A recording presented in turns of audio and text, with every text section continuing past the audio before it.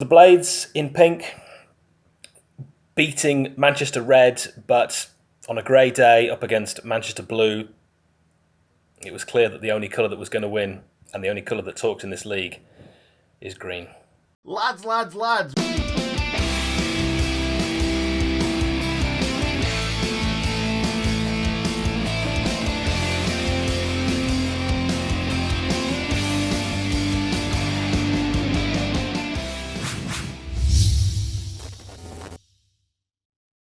So after the stunning victory at Old Trafford on Wednesday, it was back to Manchester again.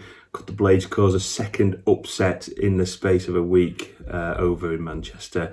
It would remain to be seen. Manchester City, the opponents this time, and the Blades have done all right against Manchester City in the past. They've not really had any hide-ins. Chris Wilder freshened up the team, 4 changes. Keane Bryan was relegated to sub, with Jayden Bogle starting at left wing back. Also, John Egan coming back in for Phil Jagielka, who's probably going to be struggling to walk for a good few weeks after that immense performance on Wednesday night.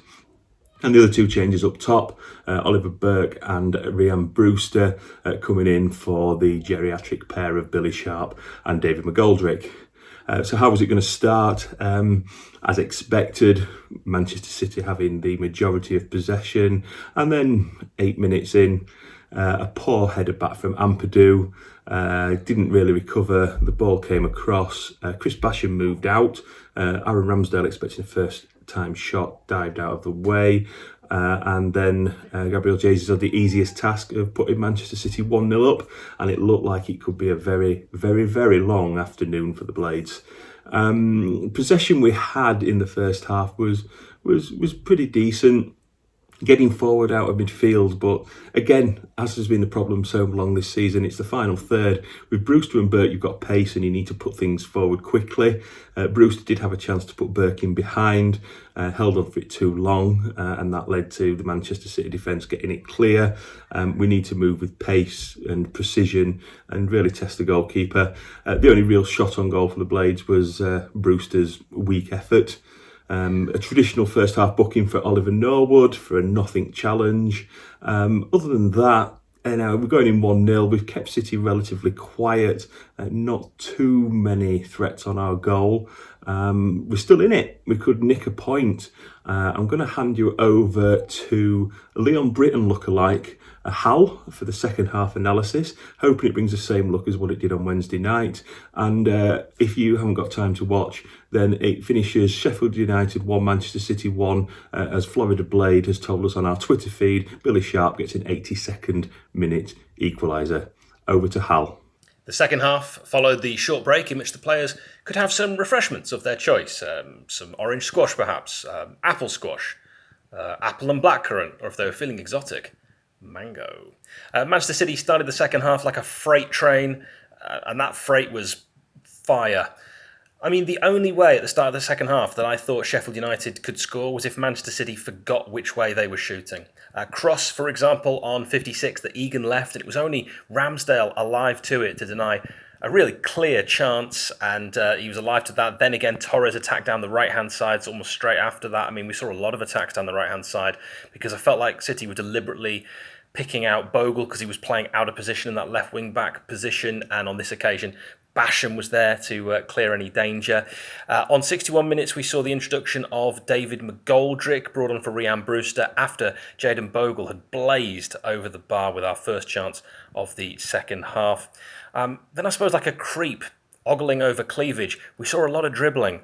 This time from Phil Foden. That boy is incredible. If he was an air-cushioned amphibious craft capable of travelling over land, sea, or ice, really any surface, he'd be a hovercraft because he just glides over the turf. He's also going to be sporting a very nice shiner over the next few days after a collision with John Lundstrom. When City did relent and we got some of the ball, they just kept closing us down, which I thought was very unfair. Give us a chance. Rama's good save on 72 as City sped up their passing, and Zinchenko had a long-range effort which was saved for a corner. From that corner, Laporte headed on goal. Ramos was there again to turn over. We saw a double substitution, Ollie McBurney replacing Chris Basham and Billy Sharp on for Ollie Burke. That was on 77 minutes. Straight away from another City corner, Laporte headbutting McBurney. Laporte coming off the worst. Yorkshire. At this stage of the game, it was like I imagine the first day showering in an all-male prison. It was backs to the wall. Between 75 and 85 minutes, Sheffield United only had 8% possession. I mean, incredible. You kind of know it's going to be one of those games, and I was still very, very proud of the lads because John Fleck then had a really good effort on the break on 86. Clever play from Billy Sharp, but alas, just wide, and I can't describe how much I wanted that to go in. Ramos with a brilliant save on 93 to deny Jesus. Getting his confidence back, Ramos. It's good to see. So the Blades in pink beating Manchester Red, but on a grey day up against Manchester Blue, it was clear that the only colour that was going to win and the only colour that talks in this league is green. Hello there guys, my name is Liam Simcox, you're watching the Sheffield United Way, and today I'm going to be giving you my ratings and my reviews on Sheffield United's performance against Manchester City. Starting off, we've got Aaron Ramsdale in goal. I thought he played very well and silenced a few unwanted criticism from recent weeks. Great save to deny Jesus in the first half, then later on in the game denying Zinchenko and Jesus in quick succession. I think he kept us in it for a solid 90 minutes. I'm giving him an 8. Next up, we've got Chris Basham. Mr. Reliable was on display today as usual. I felt he had a fairly solid game throughout. It was sub to make way for Ollie McBurney in the 77th minute as United pushed for an equaliser. He gets a 7. Next up, we've got Ethan Ampadu. Started off brightly before a sloppy backwards header which fell straight to Ferran Torres, who squared it across to Jesus before putting it away. Unfortunately, I've got to take points away for this. I'm giving him a 6. Next up, we've got John Egan, the captain. Composed at the back, although at times I felt as though he was trying to do too much with his occasional runs forward. He was booked in the 84th minute. No complaints from me. Solid performance overall. Gets a 7. Next, we've got George Baldock. A few misplaced headers from time to time. Apart from that, he grew into the game up until the 80th minute. No complaints about the yellow card for the foul on Foden. He gets a 7. Next, we've got the contract rebel himself, John Lundstrom. Plenty of magic from him today, although that also comes with a lot of sloppy passes. He tried getting us back into the game with a few flicks and pinging balls. For that reason, I'm giving him a 7. Next, we've got Ollie Norwood. He set up the first real attack with a slick pass to Burke on the 27th minute, although I felt it was reckless for the yellow card. Overall, quite happy. 7.5. Next, we've got John Fleck.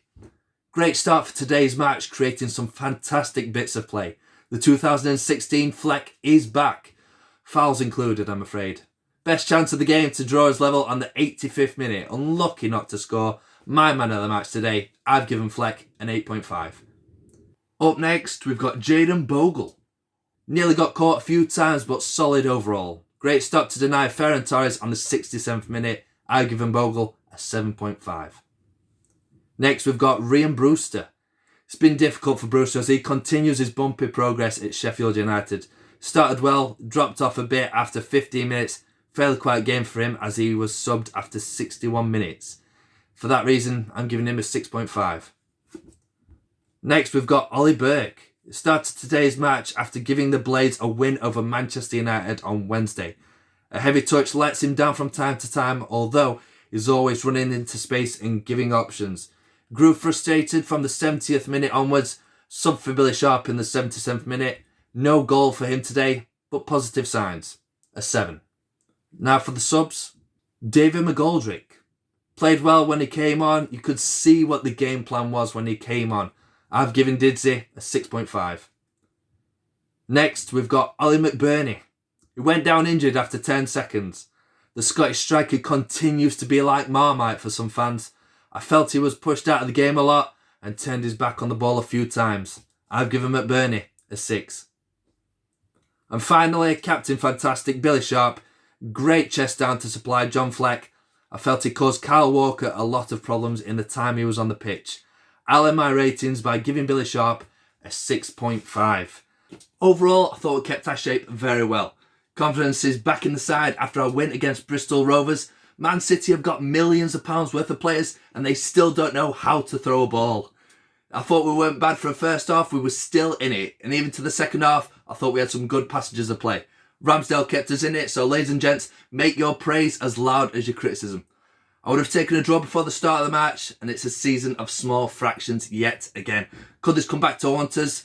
Who knows? If you've got any more thoughts or feelings, you can find me on Twitter at LPSimcox. I'd love to hear from you. So unfortunately, another 1-0 defeat against Man City today, guys. The game pretty much went how every single game against Manchester City in the Premier League the last couple of years has gone. They were dominant on the ball. We looked pretty solid defensively, but they managed to nick a goal. That was the glaring negative from today, their goal that we conceded. It was very poor, incredibly avoidable. It was like majority of the goals we conceded this season. It was a poor header from Ampadu, I think, and then Basham dallying on the ball as well, I think. Rather than just kicking it out, we tried to, not be wasteful, and it was a simple finish in the end. People have been saying Ramsdale should have done a bit better. Maybe he went down too quickly, but we can't blame him for that one. It was just silly mistakes again. Maybe we were just too wasteful on the ball. I don't want to be too negative because, we only lost 1-0 and we saw what happened last week. They thrashed West Brom 5-0. But yeah, we were very wasteful with the ball, especially in the second half. We were giving it away pretty much as soon as we ever got it. Poor touches everywhere. It seemed as soon as we got to the edge of their box or in their box, we kind of freaked out and didn't know what to do. There's not really any glaring negatives as a whole. I feel like the performance in general was very good, really. Brewster looked good in the first half. He had our only shot in the first half. He looked lively. He was always coming to collect the ball, wanting to do things. So it was good to see from him. I understand we brought him off. Bogle is going to be a real player for us. Yeah, he struggles a little bit when the ball goes over his head, but, that'll come with time. And I feel like he's going to be a very important player for us in the future. Fleck looked good again. Fleck did look good again. He had a very, very near shot in the second half. Whisked past the post. Nice effort. Ramsdale, that's a massive positive. Ramsdale has looked miles better the past couple of games. He looks like he has some confidence. Made some great saves in the second half, especially right near the end. An absolutely fantastic save from Jesus. Left hand, I think. Really, really good. So that's a massive positive. Midfield settled again, and that looks really good. Yeah, so overall, it wasn't a bad performance. It's just a shame that goal that we conceded is the one that we lost to because, if we lose against a team like Man City, I want them to have scored a really good goal against us rather than some of our own fault. So, on to the next game, Blades. Hopefully we can grab a point or hopefully 3 because we've got some really important games coming up. Come on, you Blades. So, with today's result, the Blades are now 4 out of 7 wins in January. That's awesome. For a team that did not win for the first couple months of the season, to get 4 wins in 1 month, really special. Now, looking at February, 6 games so far on the schedule, a couple 6-pointers in here, a lot of hard work ahead of us, but another month where, in my opinion, we can get 3 or 4 wins, get a couple draws, get some big amount of points here out of these games. And I think today and last game against Manchester United, we really saw the team step up as a whole. Definitely, we figured out a solid midfield, a solid back 3, even, in my opinion, 2 wingbacks in Baldock and Bogle that we can rely on. The last question for us is the strikers. Which pair of strikers do we use? Do we still use 2 strikers? And what kind of combinations we can play there. We got a lot of games coming thick and fast, a couple midweek games here in the next few weeks, so we'll really have to be rotating through to keep legs fresh. But for me personally, some big takeaways from today. 1, Ramsdale, the saves at the end of this game, goodness gracious. That's been his best performance today and this last game against Manchester United. Two top-tier performances from Ramsdale, so for me, tons of confidence going forward. He's our guy. He's going to be here for years. I'm loving it. Second, Bogle, like I said, he's got to start. Yes, he does have to cut on the inside foot if he's going to cross a ball from that left wing, but we saw that today, that it's still effective. We saw it last game. It's still effective. So for me, Bogle must start out there. Even if Enda Stevens healthy, even if Keane Bryan's fully healthy, it's got to be Bogle out there. And then finally, my answer for the striker pair, Didsey and insert somebody else. Didsey, we missed him in the first half. There was no link up between the midfield and the strikers. Unless Burke or Brewster were truly sitting deep, which is not how either of them should be used. You saw easy giveaways, Lundstrom, Norwood, Fleck, all of them, one errant pass and Manchester City had the ball again. So we need Didsey there as another body in the midfield to link up. He is a striker, he is a forward, he wants to be pushing up the field, but that's where he operates best, in that number 10 attacking midfield role. So our next game against West Brom, huge 6-pointer. It's at home. They dropped points between them and Fulham today with a draw, so we really have to take advantage of this. Press forward into February, keep this momentum rolling, and up the Blades.